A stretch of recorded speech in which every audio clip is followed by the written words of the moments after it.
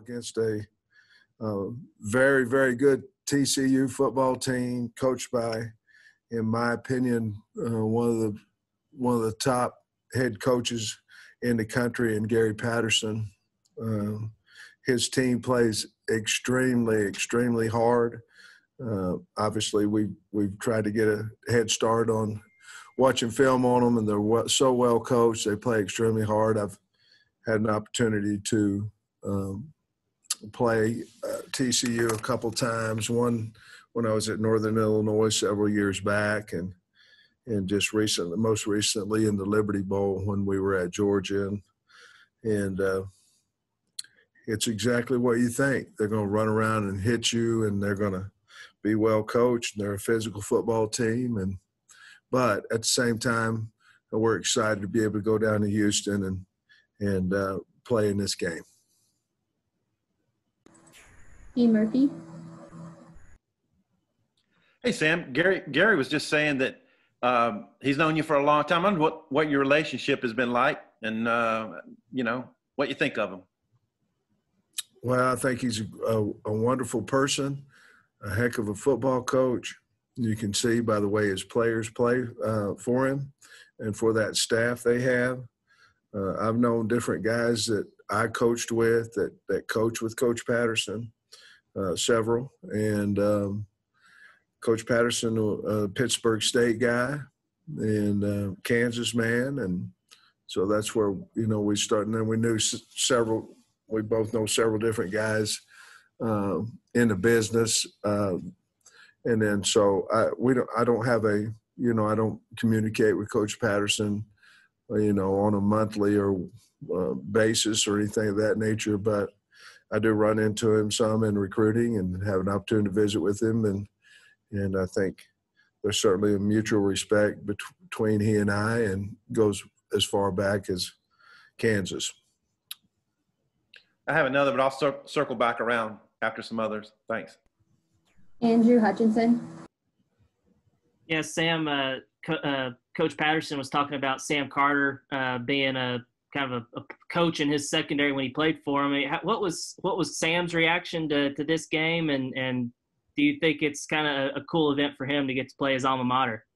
Well, I would imagine it was. I'd certainly be lying to you if I talked to Sam about it, or for that matter, any of the other coaches yet about playing TCU. We found out we did. The guys came in about 35 minutes ago, and they're breaking down TCU tape. We'd already started that process, but they're in their meetings and putting a game plan together. So we have not had a staff meeting yet. We'll a little bit later tonight. I'm sure he's excited. Sam Kahn. Hey, Sam, I know it's different these days, but I'm curious if playing a bowl game in Texas has any tangible benefits for your program from a recruiting standpoint. Well, I think so. I think, you take the Hog brand down there, and I think Arkansas is well received in Houston and for that matter in the state of Texas. Obviously you can help yourself more in recruiting if you win the game, and so certainly we'll put all our efforts into doing that. We know how good TCU is, and we know it'd take a great effort by us, but we're certainly going to try to get our program back on the map. And how you do that is go to bowl games and ultimately win the game. Yeah, on that note, I guess how valuable is, your program getting to go to a bowl game in your first year? I think it's real valuable. We'll always have folks that say, well, we were 3-7 and things of that nature. But, if you look at our schedule, and you look, obviously we played 10 SEC games and certainly played, I think, maybe 4 of the top 9 teams in the country, and let alone with the other guys. I feel like we've, if nothing else, because of our schedule, we've earned a bowl situation, but our guys, like I say, I think it's a big deal, and to be honest with you, I believe we've earned it, and so we'll see what happens. Thanks. Orion Kraft. Hey, Coach. Kind of to that point, I was just wondering what getting this bowl bid does for you guys in terms of validation and what you've done in your first year. I know you weren't there for the struggles, but obviously Arkansas have been down over the last couple years. And with the schedule that you guys had, people kind of wrote you off before the season started. So just the validation that this gives to the program and what you're building in Fayetteville. Well, I'm happy for the kids. You know, we've only have 2 or 3 kids that didn't play in the last bowl here, but they, you know, got to go on the trip. So I think there was 2, maybe 3 guys in there. So I think it's exciting for our players that they get a reward for at least the 3 wins that we had, and if we had a regular season, would we have won 6 games? I don't know. I'm arguing that we would have, and so I think that to go to that a fine Texas Bowl. We went when I was here at Arkansas before, and we played University of Texas, and it was such a great bowl, great venue, and so we're really excited to go back down there and be a part of that bowl once again. Drew Davison. Yes, Coach. Kind of going back to Sam Carter, just when you were putting together your staff, kind of what stood out to you about his coaching background and why you wanted to add him?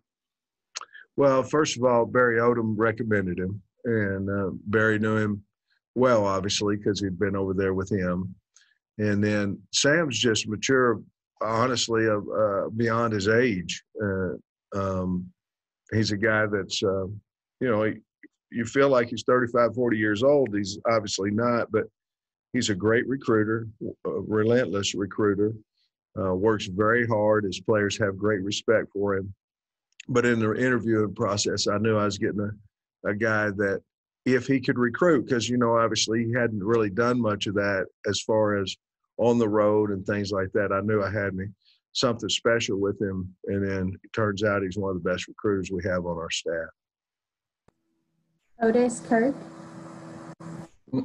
Coach Pittman, how many practices have you guys had since the end, you know, before this announcement? And then about how many more can you get in before the bowl game? And then how beneficial are those practices to you? God dang, Otis. The first one was – I went Bob Holt on you, man. The first one we've had 2 practices. We had finals, obviously, so we didn't schedule a practice until the last final, which was for almost the entire team was Thursday by 12:15. So we had a practice on Thursday, one on Friday. Next week we'll practice tomorrow. We'll practice Tuesday. We'll practice Wednesday, and then we'll come back on Sunday and take our COVID test, and then we'll practice Monday, Tuesday, Wednesday, the walk on Thursday. So we'll get 9 practices in, and I forget the third part of the question. Well, just how beneficial is this going to be? Because you didn't have spring ball. This is kind of, in a way, making up for that, I guess, to a degree. Honestly, it already has, to be honest with you, because, you know, on Thursday and Friday, we worked our older guys and did individual and did some things of that nature for about 40 minutes, and then we scrimmaged, tackle to the ground, inside run, scrimmaged. The first day it was 20-minute running clock, and then the second day it was 30 plays with the young guys. And you know, you can't really see all together what you have until you get them live. And if you're not able, because you know we haven't been in games where we're able to get the younger kids in the game this year. That was really beneficial for us the last 2 days. Thanks, Scott. E. Murphy. Sam, if I'm reading Twitter properly, I think you've had a couple of coaches become dads in the last week. I wonder if they've had a minute to spend time with their family. And also, is it your intention to bring back the 10-member staff intact at this point? Well, first part of that is, yeah, we've had two new ones added to our staff and to our family. And from what I'm understanding, everybody's doing great. And they did have a day that both coaches took a day there. Certainly with it not being during the season. Obviously, they could have done it anyway, but not being, we didn't have a game on Saturday. It kind of came at a convenient time as well. And, Cooper and Step, their babies were born on the same day. I thought that was kind of cool. And and you asked another question, I'm sorry. Yeah, you want to bring back all 10? Is that what you want to do?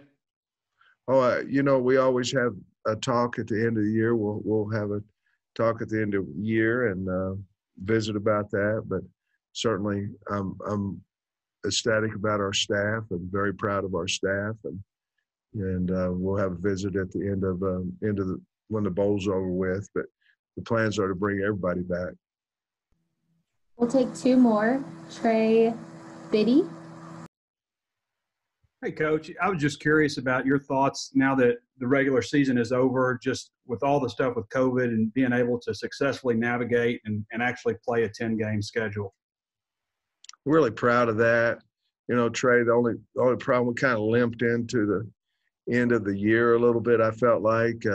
We had a few close games that we couldn't close out that maybe earlier in the year we might have. I don't know that, but I'm really glad that we were able to get this schedule in. I'm glad we played it. You got hit early with Georgia and Florida, and then the two neutral games were no longer neutral anymore. You had to go to College Station, you had to go to Columbia, and then the COVID and all that. With all that said, to be where we're at and be invited to the Texas Bowl at this point with a healthy football team, I'm just really proud of everybody involved, the way that we got through the 10 games.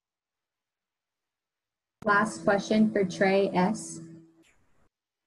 Yeah, Coach, I was wondering if you could comment on the fact that you're going to play the last game of 2020, that physical calendar year of 2020. And then also, what was the reaction from the players when they found out it was Houston in the Texas Bowl? Well, the only reactions that I've seen are just a few of them on Twitter. We haven't had they're off today. And so, we did not have a Zoom team meeting or anything of that nature. There was certainly a thought that went through our mind, but we didn't know exactly when we could release it, and so I didn't want the players sitting there waiting for 30, 40, 50 minutes.